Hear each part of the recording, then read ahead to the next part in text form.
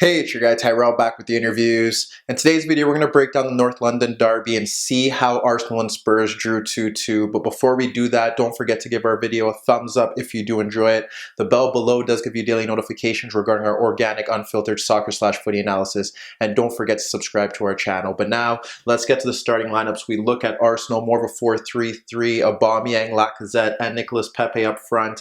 In midfield, we went with Guendouzi, Lucas Torreira, and Xhaka. Then we move to Pochettino Spurs, dropping off into more of a 4-4-2 with Heung-min Son and Harry Kane up front. Out in the wider areas, Eriksen and Lamela, and then midfield Sissoko and Winks. So now let's get to the first half, see how Arsenal approached the game and why they went into halftime down 2-1. When we break down Spurs against Arsenal, we look to the board and we see the shape that Spurs adopt. 4-4-2, sitting in two banks of four, possibly looking to break on the counterattack based on the fact that they have Son up front near Harry Kane. What you want there is Kane dropping off, Son looking to break into the channels. You have Eriksen a bit deeper, and you have the running power and the discipline of Lamela looking to stop Kolasinac from getting forward. That was Spurs' ploy, often sitting a bit deeper, letting Arsenal take the game to them. And they kind of had their setup intact where they had the center forward sitting near Xhaka. They could have the central midfielders step out to the shuttlers in Torreira and Guendouzi, have the wider players look to possibly close down the fullbacks going forward. When they did press from the front, something similar.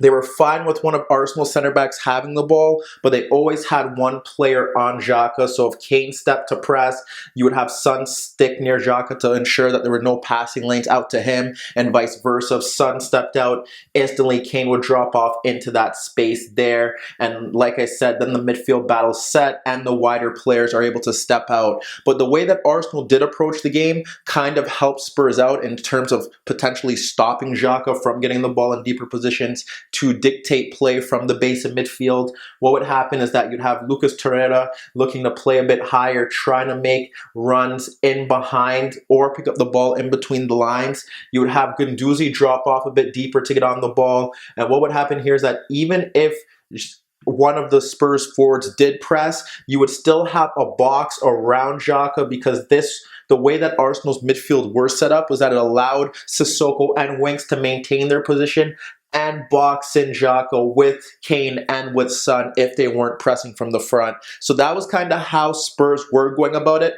But for long spells of that first half, it was Arsenal who were forced to step forward and to create the chances. But Arsenal's pressing scheme here was also interesting, because what they did was that they allowed Alderweireld and they allowed Vertonghen to get on the ball. And what they would end up doing here was that they would have Lacazette stick in the middle in between the passing lane for Winks to try and cut that off, but he would stay central. And what would happen was that you would have Winks and Sissoko drop off.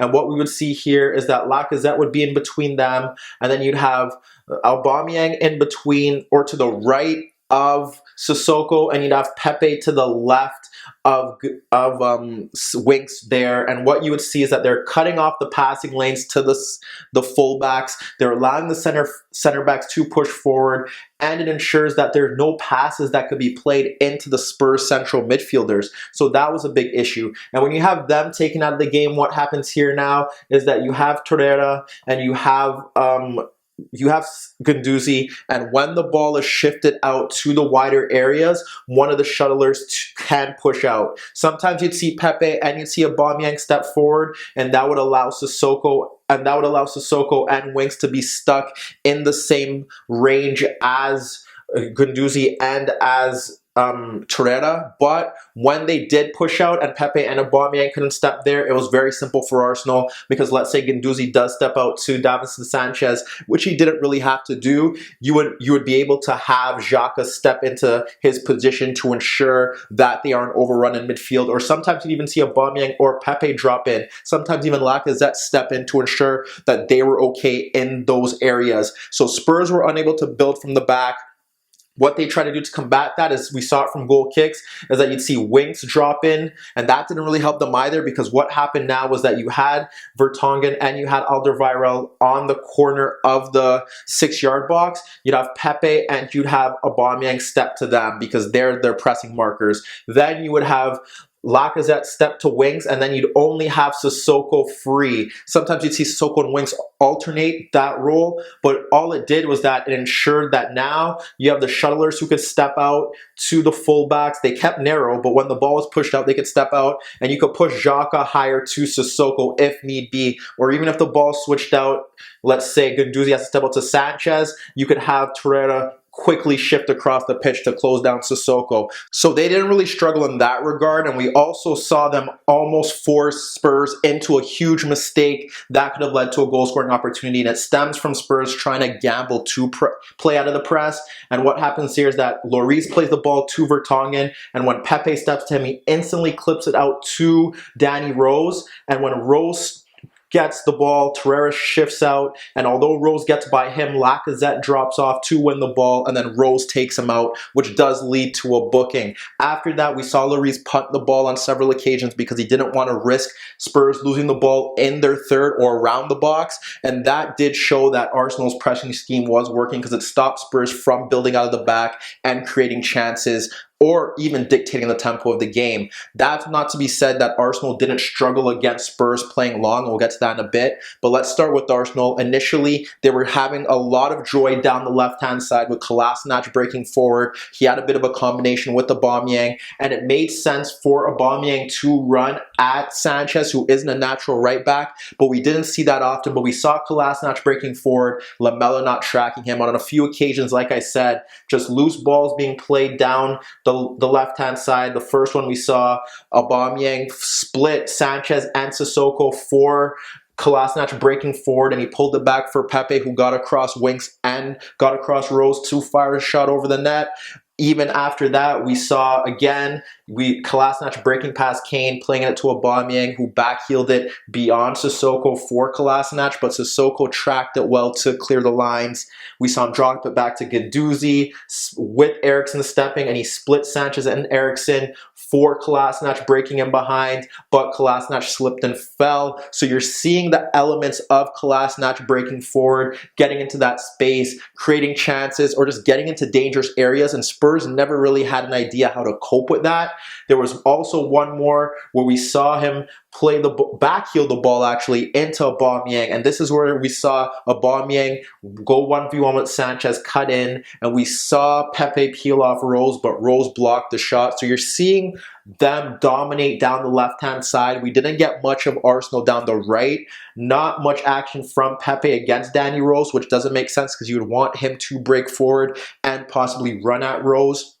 But we did see Maitland-Niles play down there with Guendouzi switching the ball over, and Niles did run at Rose to drag in Winks and pull it back to Pepe, who split Winks and Eriksen to force Leno into a save. But that's how they're going about things. They weren't really creating stuff through the middle. We had Lacazette, who offers something different than Aubameyang when he plays through the center. He's able to drop off, receive the ball. He did it a lot in his half where he's able to back in and allow runners to break forward in transition. And then in the wider areas, like I said, Aubameyang, Kolasinac.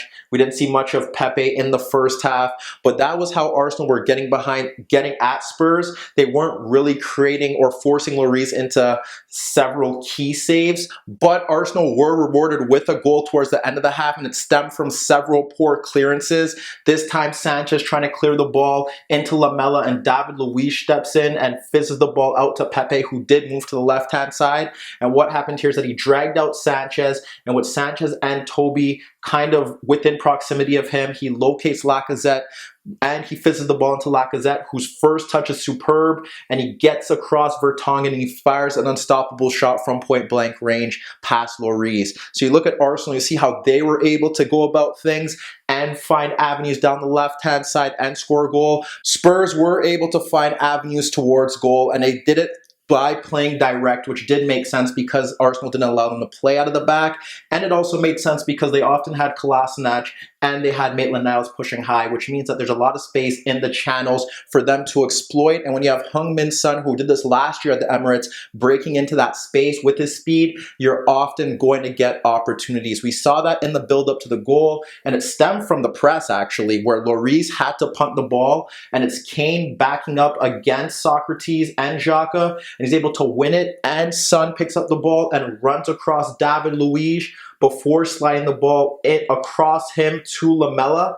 And what happens there is that now you have Lamela breaking towards goal in left half space, and he fires a shot on goal that is pushed into the path of Eriksen, who's able to tap the effort in. So you see that, and already just Route 1 football, Arsenal making a mistake, and they were able to pounce on it. Shortly after that, we do see more, and like I said, it's just down the flanks, Rose being able to poke the ball around Tyrrell to Eriksen, or to Kane, who pulls out Maitland-Niles, and when he pulls out Maitland-Niles, Xhaka does come as well, and Kane just able to backheel the ball into the path of Eriksen, who locates Son, making the run in between the center backs and Eriksen plays it across Socrates. But again, you're seeing them bypass space, pull out markers, and Son is making that dangerous run into that space, and that's a big problem for Arsenal, and it continued to happen.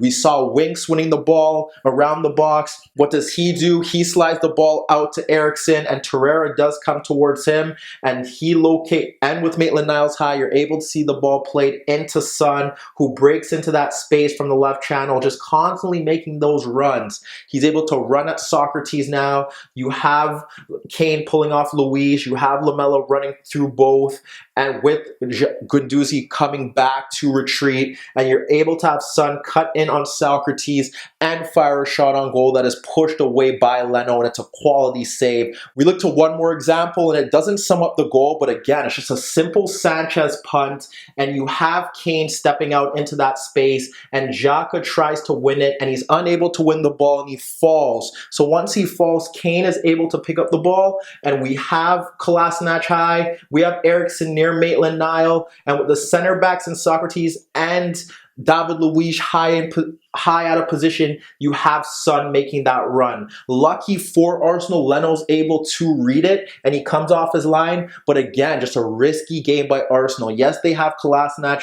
doing a good job there, but you take the risk of Son breaking into those channels, and although they were pressing well, they weren't coping with Spurs breaking into that space. Spurs were able to go up 2-0 before Lacazette got that goal, but even at 2-1, when you go into the second half, they're able to drop off deeper and play on the counterattack. So now let's look to the second half, see what changed and how Arsenal were able to fight back. The second half was about how Arsenal were going to find an equalizer against Spurs, and it followed a similar theme. Spurs dropping off a bit more deeper, looking to play on the counterattack.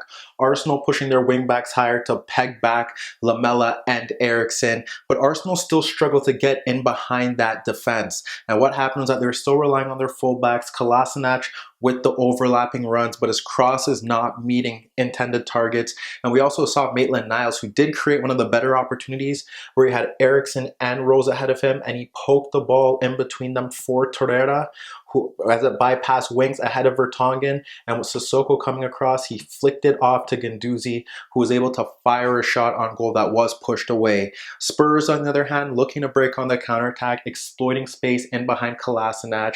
One of their better chances did stem from that, where you saw Guendouzi look to play a pass into Aubameyang, dropping off Sanchez, but Sanchez stepped in, and the ball fell to Lamela, who dropped it off to Sanchez and instantly sprinted into that space in behind Kolasinac. Now he had Son drop off in between Guendouzi and Xhaka to receive a pass from Sanchez and flick the ball out to Lamela, who runs at Luis, who had to shift over.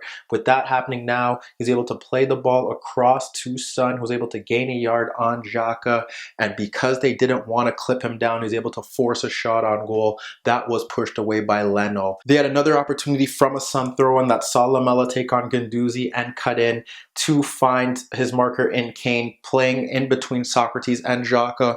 Ball poked into him. He backheels it to Eriksen ahead of Tyrrell, and Eriksen plays the ball in between the center backs for Kane in right half space. He fired a shot off the post. Besides that, Spurs struggled to really create chances on the counterattack because Kane wasn't holding up the ball, and whenever Son and Sissoko in particular got into advanced areas following the hour mark, they struggled to find the final ball, and they were extremely tired. Arsenal, however, turned to Dani Ceballos. He offers something different, can dictate the tempo of the game from the center of the pitch, evade challenges, knit passes together, and he did that earlier on. We saw Sissoko try to step to him. Ceballos instantly steps away from him, fires a shot on goal from distance, has pushed over the net. As Arsenal was gaining control of the midfield, what ended up happening was that Lacazette had to leave the game due to an injury. Mkhitaryan comes on. He's supposed to tuck in centrally, allowing more space for Kolasinac to break forward, and Aubameyang is in the middle. And what happens here is that perhaps the goal doesn't happen with Lacazette on, but with Aubameyang in the center, you know he's going to try and peel off the last man, and that happened in the build-up to the goal. You have Ceballos, who's evading pressure from Kane, and he drops it off to Guendouzi, who splits Eriksen and Kane. Dele Alli did come on, we didn't mention that, but he moved out to the left-hand side. Guendouzi splits them, and with Winks stepping towards him, he's able to evade that pressure and locate Aubameyang, making a run in between Rose and Vertonghen. Vertonghen again switches off, and the superb ball over the top is matched by a superb finish, and Aubameyang is able to poke the effort into the net. We do see Arsenal go up 2-2, but Spurs quickly react to Ceballos' impact. They move Lo Celso into the midfield. They push Eriksen and they push Dele out into wider areas. It's a 4-5-1. Then Arsenal again struggled, but they looked to exploit Sanchez on several occasions. A Guendouzi diagonal. They had Ceballos from deep hit a diagonal out over Sanchez. They had a run from Pepe across to Mkhitaryan for Sanchez. Mkhitaryan unable to get the better of Sanchez even when he gave him efforts from mistakes. So when we break down the game as a whole, we see Arsenal's pressing force Spurs to go direct, but that played into Spurs' hands because of Arsenal's fullbacks playing higher, and they were able to exploit that space through Son, Lamela, Eriksen, and essentially Kane. But Arsenal have enough firepower in midfield. Ceballos helped change the mood of the game, but like I said, they have goals in them, and they simply need to fix their issues at the back, whereas Spurs simply do have those same issues at the back. Vertonghen, not a great day for him. The same could be said for Sanchez and Rose. But let me know what you guys think. Which one of these sides have a better chance of finishing in the top four? Should we worry about Arsenal's defensive issues? And can Pochettino get the best out of Spurs this season? Meet me in the comments below. Don't forget I upload videos every day, and don't forget to subscribe to my channel. If you like this video, give it a thumbs up. And that was your daily dose of the interviews.